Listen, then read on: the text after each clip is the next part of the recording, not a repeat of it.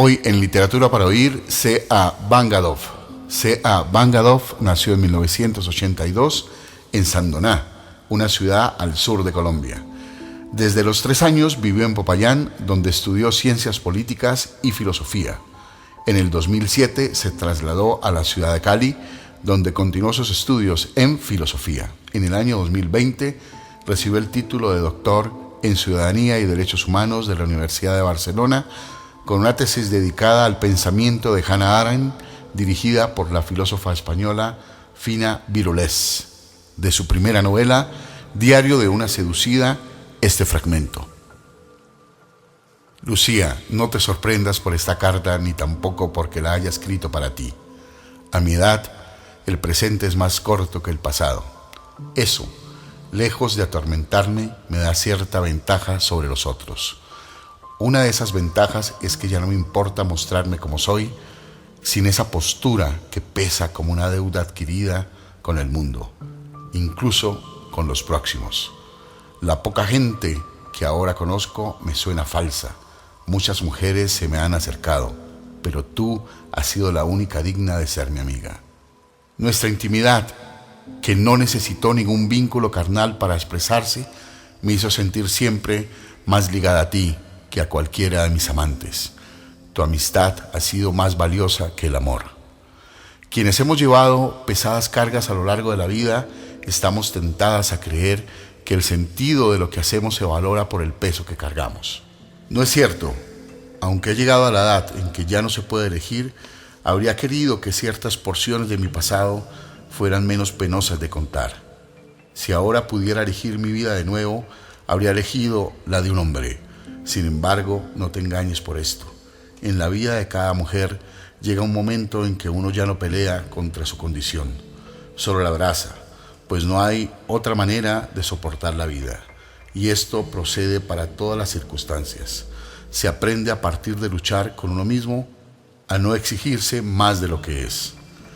Quisiera prevenirte de muchas cosas, pero sé que a tu edad ya sabrás lo suficiente sobre la vergüenza, el odio o la impotencia que a veces nos tocan desde temprano y se quedan impregnados como una mancha. Ante todo, no te mientas, Lucía. Jamás te mientas ni te justifiques con tus mentiras a otros. De ahí vienen nuestros peores males. En cuestiones de afecto, un par de semanas junto a alguien basta para saber lo que nos espera el resto de la vida. No desconozco que otras mujeres hayan sido felices, pero a menudo desconfío de esa felicidad. La encuentro demasiado artificial, envuelta en los ropajes de la hipocresía y de los prejuicios que en toda época han sido casi los mismos y más intolerantes con nosotras. Como si la dignidad de una mujer solo dependiera de la hendidura oculta de su cuerpo. No me quejo, pues pese a que no he podido vivir como habría querido, he intentado sobrevivir a sí misma. Lo he intentado hasta hoy, día en que escribo esta carta, que es la confesión de una derrota. Vivimos en un mundo diverso pero cerrado, donde las opiniones y las costumbres que se aprueban en unos lugares y en unas épocas están prohibidas en otras. Muchas cosas consideradas antes como crímenes han salido hoy de su clandestinidad y ya no escandalizan a nadie, pero el acto de matar a un hijo sigue siendo inconfesable e imperdonable. No pretendo justificarme.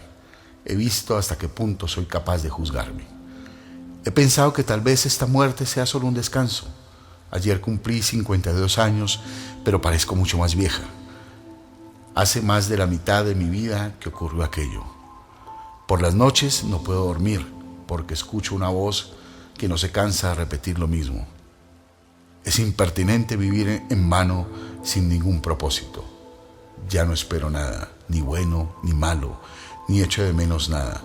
No acuso a nadie, ni a Dios, ni a los hombres. He aceptado lo que ha pasado, he aceptado lo que hice. Al final las palabras no sirven de nada. Se revelan vacías ante la inutilidad y lo absurdo de la vida. Y únicamente nos queda la realidad, algo que para mí son esta cárcel, el cansancio, la soledad, este vacío que se expande como un desierto.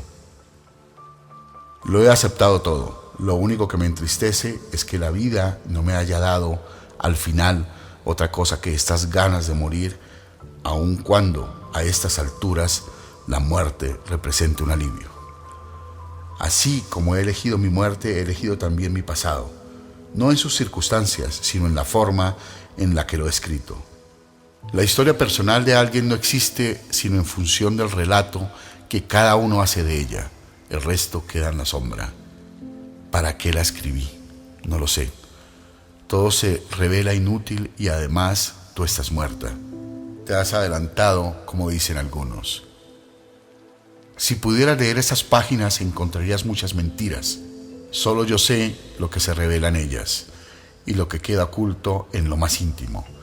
Al releerlas, muchas me parecen obsoletas, monótonas. Lo que hasta hace algunos años me resultaba convincente, hoy no es más que un puñado de apuntes polvorientos, meros relatos llenos de palabras y explicaciones. Otras, en cambio, me llevan de vuelta al pasado, no como un recuerdo, sino como algo tremendamente vivido que me hace olvidar dónde estoy ahora.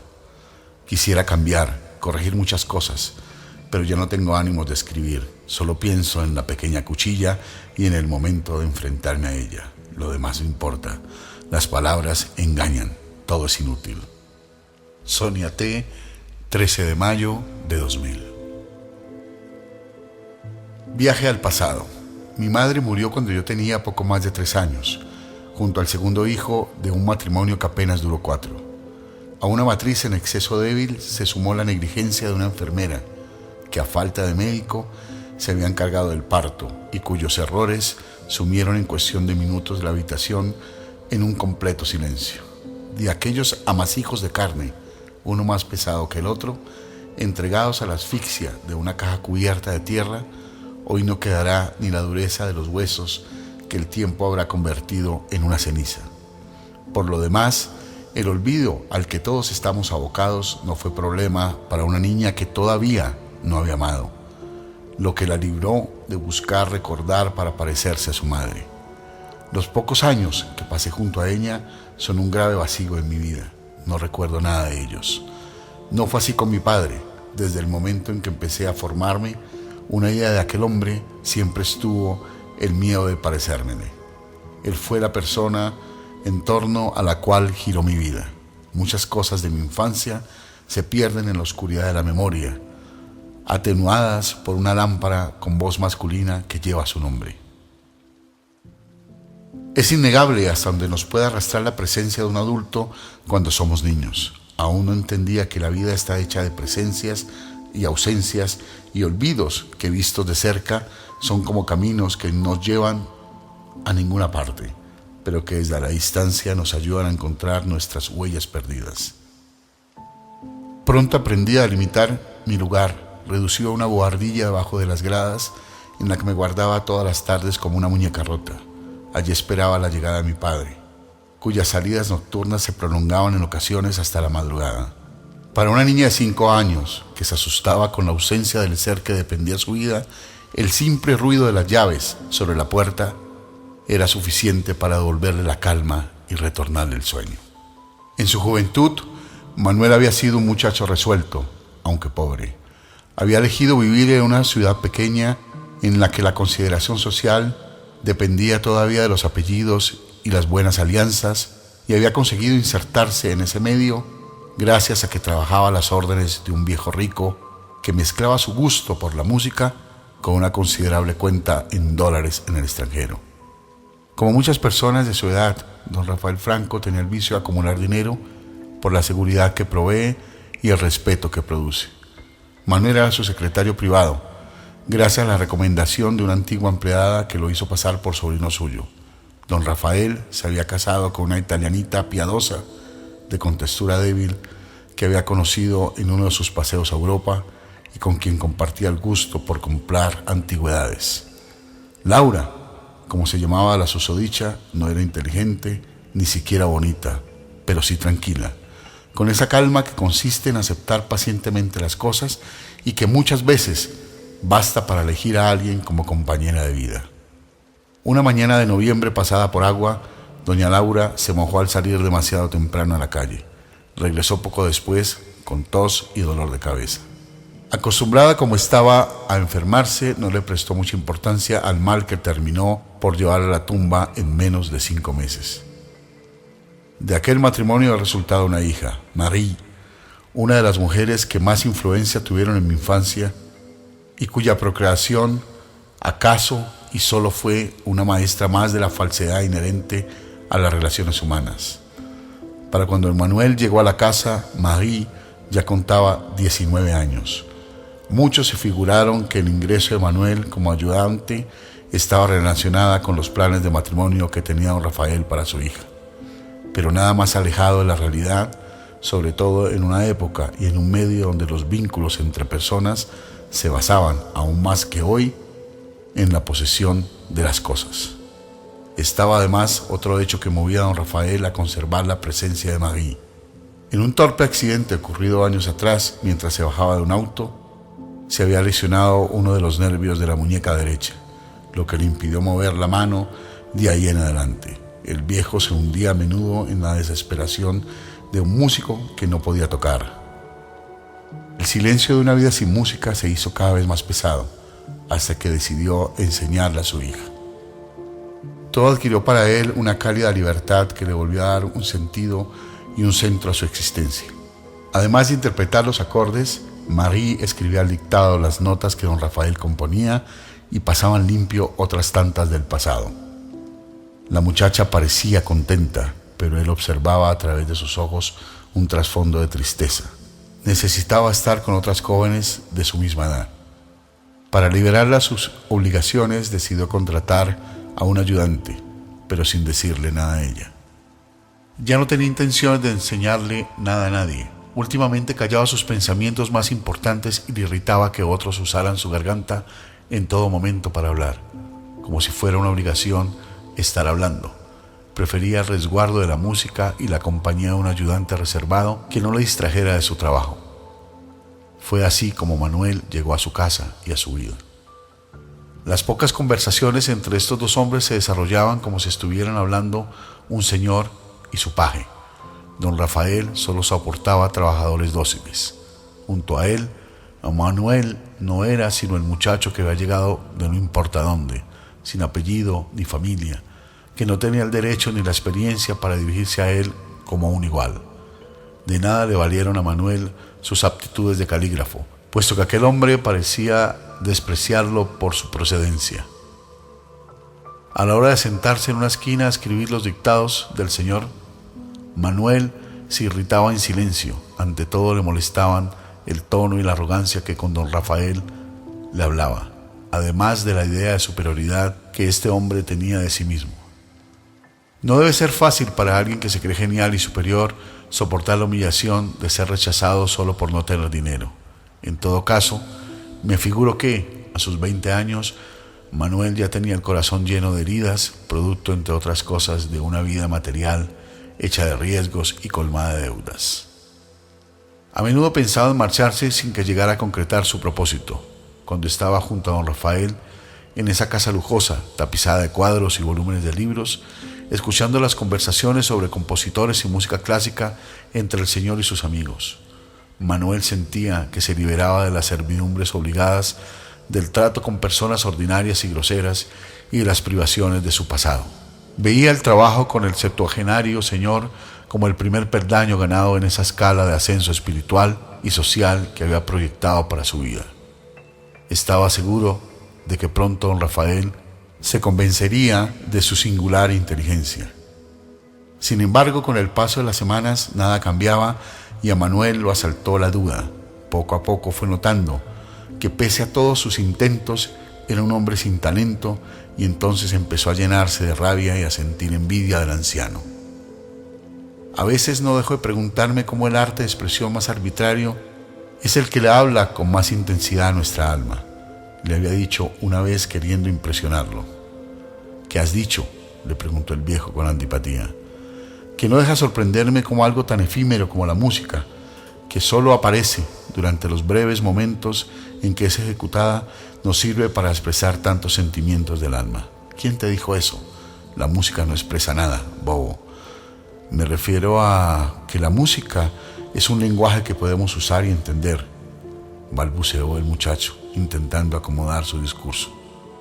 La música no es, solo tiene lugar. En esos papeles no hay música, le dijo mientras le mostraba las partituras que le acababa de dictar. Pero te pago para que escribas, no para que hables. Si yo pudiera valerme de mis manos, tú no estarías aquí. Marie, advertida por el tono, entró al despacho llevando una taza de café con la solicitud de una sirvienta dispuesta a calmar los ánimos de su padre. ¿Ya se acabó la leche de Malta?, le preguntó el viejo. Todavía queda un poco. ¿Alcanza hasta el domingo? No creo, contestó ella. Manda esta que la compre, le dijo sin mirar al joven como si se refiriera a un perro. Manuel se marchó ofendido. Don Rafael no se dio cuenta de que Manuel se fue de mala gana sin recibir las monedas para el encargo. No contaba con que volvería. Otro día después de regresar de una excursión en una mañana de verano, el viejo se encerró en su estudio. Había decidido tomar el sol para reponerse de los efectos de un largo resfriado, pero el trayecto había terminado sofocándolo. Marie juzgó necesario llamar al médico. Esa mañana salí a caminar, comenzó a decir mientras el médico lo examinaba. Estaba contento. Este me acompañó, le dijo señalando a Manuel, pero se detuvo como si pensara en algo distinto. Verdaderamente, cuando Dios lo quiere castigar a uno, empieza por impacientarle el corazón. Fuimos hasta la estación de P. De regreso nos topamos con un tipo que tocaba violín en la calle. Nos detuvimos para oírlo. Estaba erguido con el cuerpo ligeramente inclinado hacia adelante, un poco abstraído.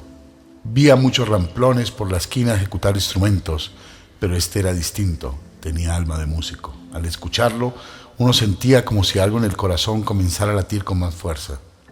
Los demás no parecían notarlo, pero él sí lo sabía. Él y yo sabíamos que desataba una fuerza especial con su música. Esa fuerza tiene el poder de destruirlo todo.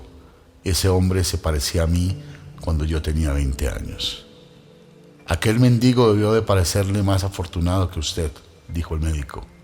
Y lo era, respondió don Rafael. La música, en el mejor de los casos, nos libera y nos empuja a la rebeldía, pero hay que nacer con vena de músico, pues si no se tiene, esa vena se puede tocar o oír 1000 veces algo y no servirá de nada, no te cambiará ni te impactará.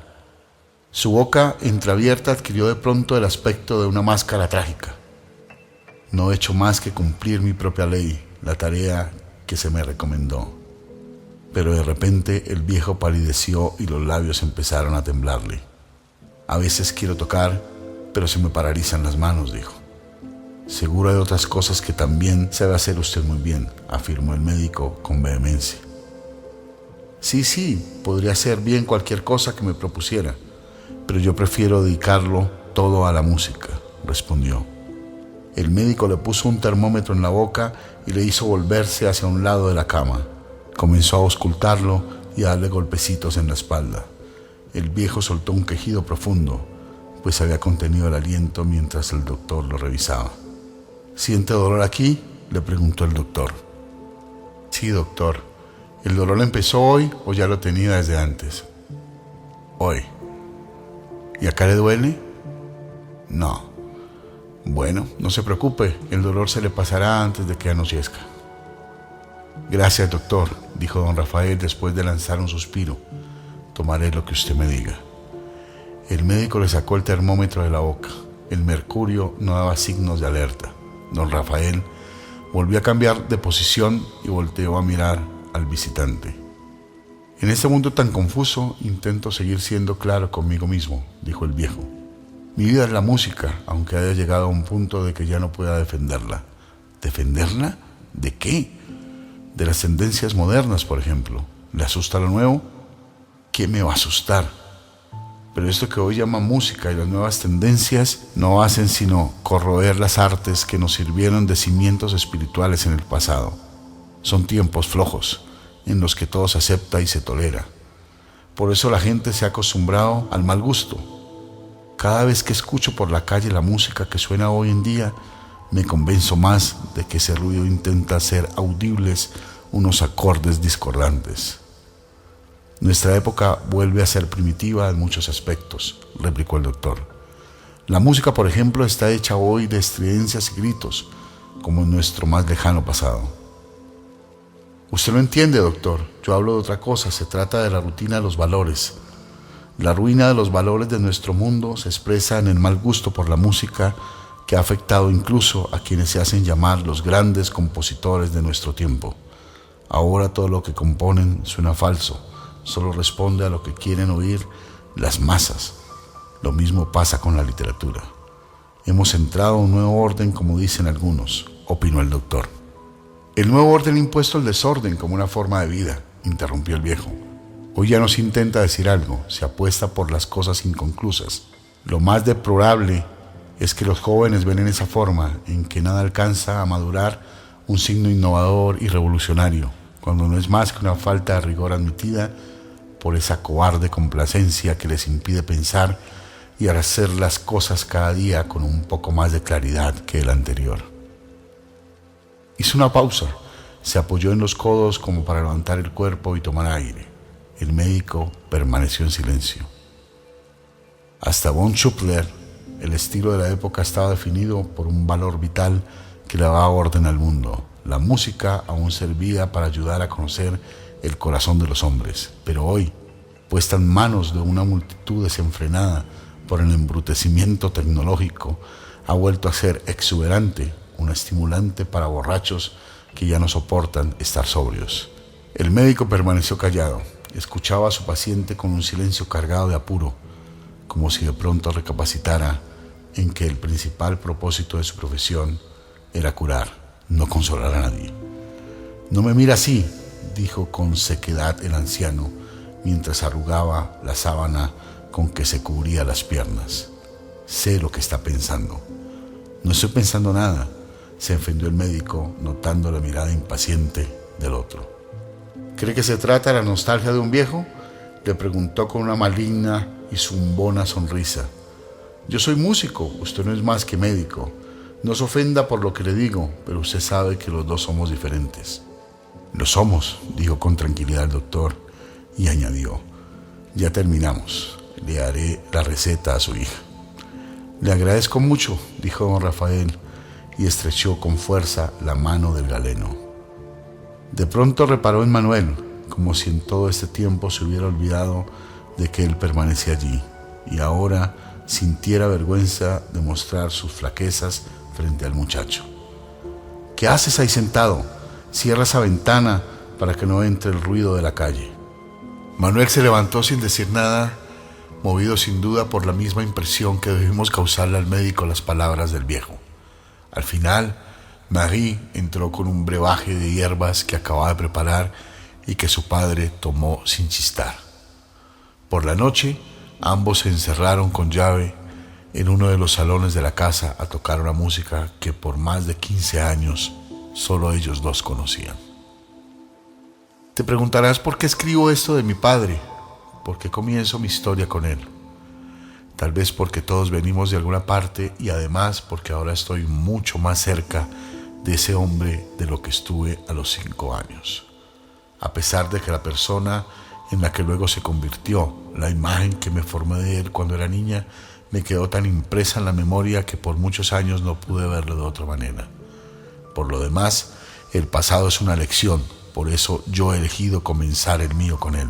Y aunque sé que nadie recuerda toda su vida y que al escribir esas páginas solo retengo una ínfima parte de la historia de mi padre, esa parte me basta para situarme mejor en el punto en el que estoy ahora. La mayor fortuna para don Rafael consistía en una composición musical en la que había trabajado por casi medio siglo. Se trataba de una adaptación de los famosos cantos negros de von Schuppler, escritos a finales del siglo XIX en Europa.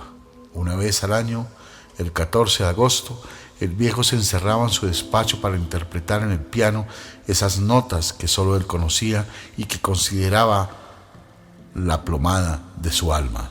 Se decía que la pieza era inmensamente rica, con un ritmo y una melodía nuevos, y que cuando saliera a la luz haría una contribución a la música clásica.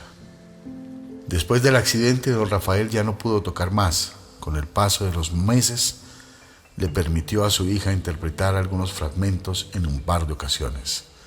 Manuel, que hasta entonces no había tenido ningún interés real por la música, impulsado tal vez por la curiosidad o por el orgullo que se manifiesta como una forma de envidia, soñaba con adueñarse de esa composición. No sé si fue esa pasión encubierta de deseo lo que lo llevó a tocar la puerta de aquella casa, o si se enteró de la existencia de esa joya mientras trabajaba para el viejo. Prefiero pensar lo segundo, aun cuando eso no cambie mucho las cosas. Una noche Manuel entró a escondidas al ostentoso salón con piso de madera y altas ventanas donde don Rafael guardaba las partituras. Se dio cuenta de lo que atesoraba su patrón no eran más que unos simples papeles inferiores en calidad incluso a otros que él había tenido. Los dejó ahí, decepcionado, y regresó a su habitación, pero no pudo dormir. Al día siguiente volvió, pero el cuarto ya estaba con llave. Había regresado con la intención de robar lo que no tenía ningún valor para él, solo por dañar al otro, por el deseo de vengarse. Manuel decidió entonces enamorar a Marie y valerse de ella para lograr su propósito. Aquellos dos extraños se entregaron sin reproches a la viveza de la carne, jadeando a veces en la misma cama, sin hacer mucho ruido, por miedo a que los escucharan. Él se desvelaba esperando que ella le hiciera alguna confidencia junto a la almohada, pero la muchacha, que pasaba ante sus ojos por ser un poco simple, no le había permitido cruzar la frontera hacia los dominios de su padre. Manuel le había propuesto que escaparan juntos y se llevaran las partituras. Marie se había negado. Entonces tuvo que echar mano de la hija de la cocinera. No describiré la posible desilusión que debió sentir Marie, ni mucho menos la amargura de la humillación moral. Solo diré que los etéreos sentimientos de los que daba muestra su amante y con los que ella lucharía por largos periodos de su vida, le habían enseñado muy temprano que los encuentros faciales, que ella confundía románticamente con amor, no bastaban para retener a alguien a su lado. Carmen había sido más fácil de persuadir. Aquella muchacha despierta y fisgona, de pelo crespo y ojos negros, que sospechaba las relaciones de Manuel con Marie, presumía de tener acceso al lugar donde don Rafael guardaba las partituras. Al principio se había cuidado de no decir nada, pero luego empezó a hacerle confesiones a menudo confusas o mediocres, en las que logró instalar a Manuel como si se tratara de un juego. Pero las confesiones que él pagaba con caricias se postergaban, por lo que Manuel pronto comenzó a asquearse de la rutina y de los encuentros fútiles en el género. Tras aquellas visitas tuvo la impresión de haberse ensuciado las manos. «Solo me quieres para eso», le dijo una vez ella, cuando él la tomaba del brazo para llevarla a un escondite oscuro. Pero Manuel, que se ofendía ante cualquier reproche, se había confundido, además con la pregunta, pues creyó que ella le hablaba de sexo y no le había respondido nada. Al finalizar el verano, Manuel le anunció a don Rafael que en 2 semanas se marcharía. Tenía intenciones de entrar a la universidad y estudiar matemáticas. El viejo no le dio importancia, se mantuvo callado y siguió componiendo una serie de estudios para violín, que más tarde Manuel debía de pasar en limpio. Carmen, que estaba presente, sintió que algo dentro de ella temblaba de repente. Lo único que comprendió en aquel momento fue que aquel hombre se había cansado de ella y la iba a dejar. Una hora más tarde, lo buscó por las habitaciones de la casa, con las mejillas sonrosadas y los ojos llenos de lágrimas, y al verlo se abalanzó sobre él con una solicitud sincera. Manuel notó que ella se había pintado un poco más los labios, pero no le dijo nada, orgulloso por sentirse codiciado. A cambio de ir ella misma a robar el tesoro, Carmen le pidió que la llevara con él, tal vez con la intención de exhibir su superioridad de hembra ante la hija del señor de la casa. Un tibio beso selló el mudo pacto entre ambos. Cuando llegó la noche, ella salió a toda prisa a buscar la caja donde don Rafael guardaba las partituras. Lo inevitable había empezado ya. Manuel esperaba solo, encerrado en su habitación, conmovido por la fidelidad de la muchacha. Sabía muy bien que si decidía irse con alguien, no sería con ella. Como también sabía que si le había hablado a don Rafael de dejar la casa, había sido porque ella estaba presente. Del otro lado del pasillo, Carmen se movía con timidez por esa sala a la que únicamente su madre y la hija del señor tenían acceso. El piso, los muros y la bóveda sobresalían por la luz de la luna que entraba a través de las altas ventanas. De repente chocó contra un espejo y estuvo a punto de gritar al verse descubierta por esa extraña que no era otra más que su reflejo. Se acercó a la escribanía y con mano temblorosa levantó la tapa de la caja dentro de la cual se encontraba escondido el tesoro. Muchas veces, sobre todo de niña, había tropezado con esa caja, cuando su madre la llevaba a limpiar sin percatarse de su valor. Solo recordaba que el señor entraba al menos 10 veces para asegurarse de su presencia. Al salir, dejó la puerta sin cerrar para no hacer ruido y luego corrió hasta la habitación de Manuel. Al entregarle los manuscritos, él se quitó del cuello una cadenita de oro que tenía un crucifijo que le había regalado a Marie y la puso como una limosna en la mano de la muchacha, que él mismo cerró para que ella no la viera. Acordaron encontrarse a la madrugada detrás de la verja del jardín. El canto de un azulejo que él simularía sería la señal para que ella lo reconociera. Pasados unos minutos, preso de una excitación de la cual después se avergonzaría, Manuel fue a buscar a Marie. Sentía la boca sinuosa y amarga. No se creía con fuerzas para decirle nada. Ella lo recibió con una callada serenidad. Se había prometido deshacerse de reproches inútiles cuando lo viera, pero la sorprendió la expresión de sus ojos. No alcanzó a ver que el miedo a la soledad crecía en él, como si desde que tuviera aquellas hojas la soledad se hubiera hecho casi ineludible. «Ven conmigo», le dijo Manuel. «No», respondió ella, y eso fue todo. Marie no hizo nada para atenuar la catástrofe que debía venir. No intentó disuadir a Manuel de su propósito ni tampoco quiso delatarlo con su padre.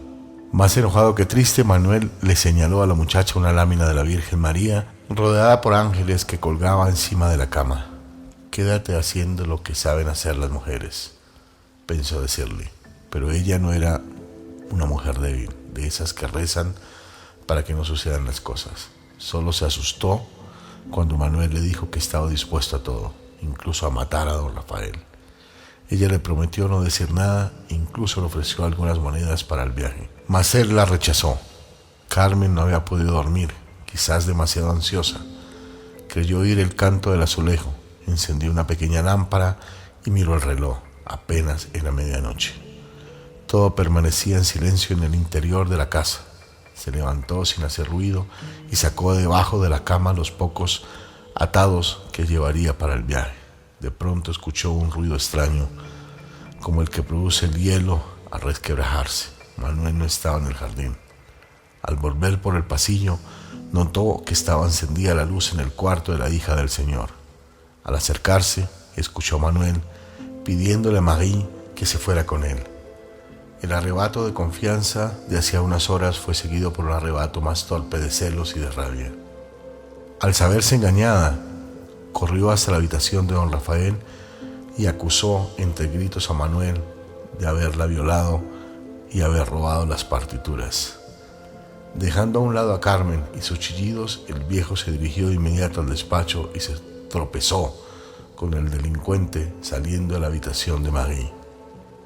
Intento imaginar su reacción, sobre todo el hecho abrumador de ver amenazado de repente algo querido que lo había ayudado a caminar por la vida. Tal vez, y don Rafael miró a Manuel a los ojos, y si fue así, aquella mirada debió removerle algo turbio en el corazón. «¿Qué haces, muchacho?», le preguntó el viejo con la voz quebrada. Los odios guardados de Manuel se le subieron a la boca como una hiel amarga. Lo acusó por su riqueza, por su gordura, incluso por su gusto asqueroso. Para mayor ofensa, le gritó a todo pulmón que había estado con su hija. Eso enardeció al viejo, que pese a su edad se lanzó como un toro sobre el muchacho, pero éste logró escapar hasta la sala. donde el fuego de turba, oculto bajo las cenizas de la estufa, parecía atizarse solo. Marie, que había escuchado todo desde su cuarto, lo siguió hasta la sala. Al entrar, le dio un sobresalto. El rostro de ambos hombres estaba transformado. Cierto brillo vidrioso en sus miradas revelaba una especie de locura en la que se mezclaban el despecho, la desesperación y la rabia. Don Rafael miraba aquellos papeles ambarinos que tanto conocía, como si se estuviera despidiendo de ellos. Lo más sencillo había sido que Manuel se los arrojara en la cara. Podía haberlo hecho y luego marcharse, pero odiaba al viejo, en quien creyó tener un rival. Para ser franca, aquel intenso odio solo enmascaraba la impotencia que sentía por su pobreza. La madre de Carmen y su hija entraron en la sala y también se sorprendieron al ver así a don Rafael. El señor, que hasta hace unos segundos se mostraba tan firme y violento, se entregaba ahora a una desesperación infantil, en un intento desesperado por convencer a su joven verdugo de no reducir a cenizas la parte tangible de su espíritu. Marie permaneció concentrada en Manuel. Le parecía que estaba más bello que nunca, aun cuando tenía la expresión de un borracho. Las pisadas de varios hombres se acercaron por el pasillo, sin saber muy bien si acudían para auxiliarlo o para ponerse en su contra. Manuel corrió hacia la estufa. No, nadie llegaría a ayudarlo. Cuando se vio perdido, prefirió arrojar las partituras al fuego antes que devolverlas. Las hojas se consumieron en cuestión de segundos. Intentar salvarlas era tan inútil como pretender agarrar con un par de pinzas el fuego que las extinguía. Un quejido inadvertido brotó del fondo de aquellas insignificantes llamas, en las que ya no se distinguían las notas. Carmen terminó delatándose delante de todos con su llanto. Se tiró sobre un sillón y luego se levantó, presa de una inquietud enfermiza. Solo Marie continuaba imperturbable como una estatua de cera. Y cuando Manuel salió de la casa, perseguido por las amenazas de muerte que escupía el viejo, ella fue tras él a ofrecerle unas cuantas monedas para el viaje. Hay que ser arrogante en la desgracia, se dijo Manuel, y despreció su ayuda. Ese sería su lema. Me lo repitió un par de veces de niña, como si un niño conociera de qué está hecha la arrogancia. Después del escándalo, Manuel dejó la ciudad. La última noche, sin embargo, se encontró con Marie. La advertencia que ella le hizo, y a la que él no le dio importancia, definiría el curso de la vida de un ser que todavía no sabía su nombre, ni siquiera qué iba a nacer. Jamás aceptes nada de mi padre, Manuel. Rechaza cualquier ofrecimiento suyo. Al final ella le tendió la mano y él le estrechó con desidia. Cuando Manuel se alejó por la calle, ella lo siguió con la mirada y luego, cuando su imagen se difuminó entre los paseantes, lo siguió con el pensamiento. Aquellas dos personas que ya no se sentían jóvenes y no tenían nada que decirse después de haber entrecruzado las piernas bajo unas sábanas manchadas de sangre, creían que no volverían a verse.